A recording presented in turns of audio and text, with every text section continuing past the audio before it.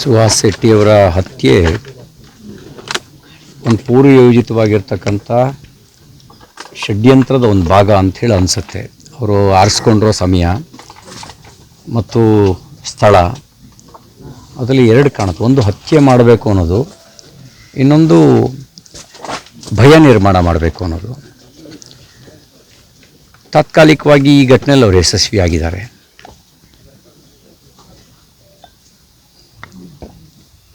ಆದರೆ ಇವತ್ತು ಸಮಾಜ ಸುಹಾಸ್ ಶೆಟ್ಟಿ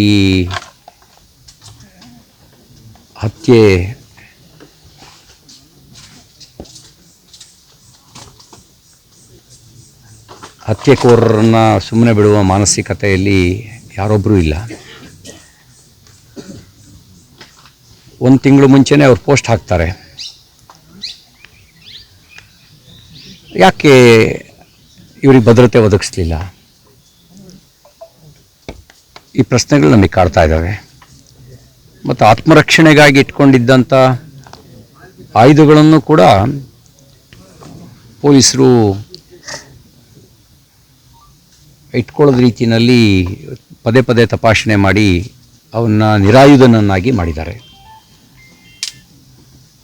ಈ ಎಲ್ಲದರ ಬಗ್ಗೆ ತನಿಖೆ ಆಗಬೇಕು. ಒಂದು ತಿಂಗಳು ಮುಂಚೆ ಮಾರ್ಚ್ ತಿಂಗಳಲ್ಲೇ ಪೋಸ್ಟ್ ಹಾಕಿದ್ರು. ಯಾಕೆ ಸುಹಾಸ್ ಶೆಟ್ಟಿಗೆ ರಕ್ಷಣೆ ಕೊಡಲಿಲ್ಲ? ಮತ್ತು ಇನ್ನೊಂದು ಈಗ ಮತ್ತೆ ಹಾಕಿದ್ದಾರೆ, ಇನ್ನೊಂದು ವಿಕೆಟ್ ಬೀಳುತ್ತೆ ಅಂಥೇಳಿ. ನಾವೇ ನೇರವಾಗಿ ನಮ್ಮ ರಕ್ಷಣೆ ನಾವೇ ಮಾಡ್ಕೊಳ್ಬೇಕು ಅನ್ನೋದಾದರೆ ನಾವು ಅದಕ್ಕೂ ತಯಾರಿದ್ದೀವಿ. ಆದರೆ ಪೊಲೀಸ್ ಇಲಾಖೆ ಇಷ್ಟೆಲ್ಲ ಗೊತ್ತಿದ್ದರೂ ಕೂಡ ಯಾಕೆ ರಕ್ಷಣೆ ಕೊಡಲಿಲ್ಲ ಅನ್ನೋ ಪ್ರಶ್ನೆಗೆ ಉತ್ತರಿಸಬೇಕು. ನಾನು ಈ ಸಂದರ್ಭದಲ್ಲಿ ರಾಜಕಾರಣ ಮಾಡೋಕ್ಕೆ ಬಯಸೋದಿಲ್ಲ. ಸುಹಾಸ್ ಶೆಟ್ಟಿ ಅವರ ಸಾವು ವ್ಯರ್ಥ ಆಗೋದಿಲ್ಲ ಅಂತ ಅಷ್ಟೇ ನಾನು ಹೇಳಲಿಕ್ಕೆ ಬಯಸ್ತೇನೆ. ಸತ್ತವರು ಅನ್ಯಕೋಮರಾಗಿದ್ದರೆ ಸ್ಪರ್ಧೆಯಲ್ಲಿ ನಿಂತು ಪರಿಹಾರ ಘೋಷಣೆ ಮಾಡ್ತಿದ್ದವರು,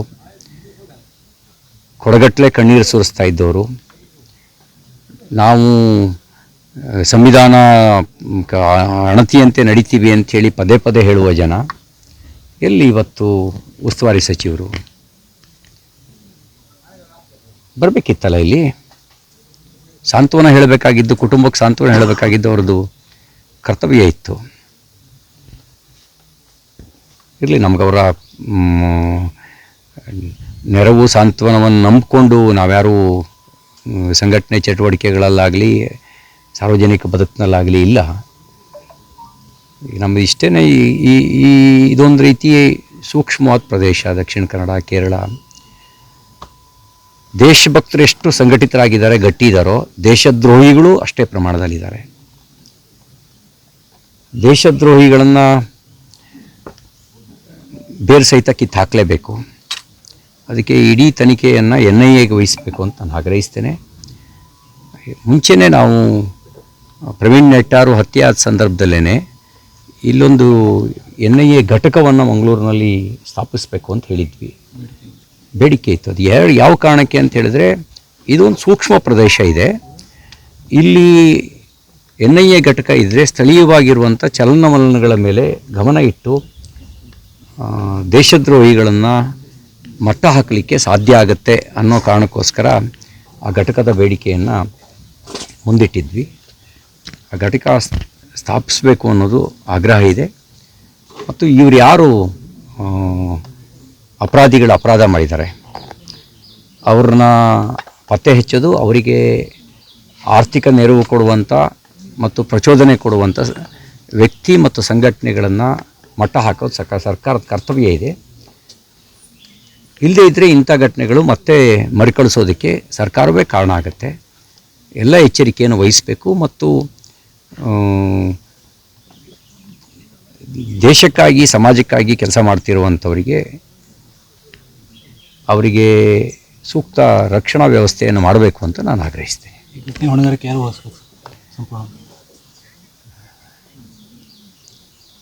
ನೋಡಿ,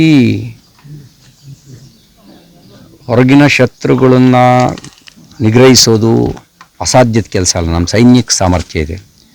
ದೇಶದ ಒಳಗೆ ಇದ್ದು ದ್ರೋಹ ಮಾಡ್ತಕ್ಕಂಥ ದ್ರೋಹಿಗಳನ್ನು ಸರ್ಕಾರದ ಜೊತೆಗೆ ಸಮಾಜವೂ ಜಾಗೃತಿಯಿಂದ ಇದ್ದು ಅವ್ರನ್ನ ಮಟ್ಟ ಹಾಕಬೇಕಾಗತ್ತೆ. ಬರೀ ಸರ್ಕಾರದ ಮೇಲೆ ನಾನು ಹೊರಿಸೋದಕ್ಕೆ ಬಯಸೋದಿಲ್ಲ.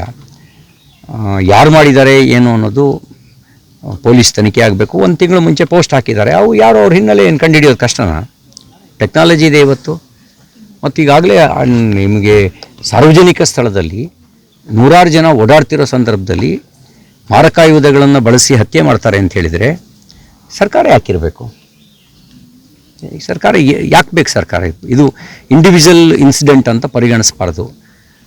ಇದು ಹಿಂದ್ಗಡೆ ಯೋಜನಾಬದ್ಧವಾಗಿರ್ತಕ್ಕಂಥ ಆಕಸ್ಮಿಕವಾಗಿ ನಡೆಯೋ ಘಟನೆಗಳು ಬೇರೆ.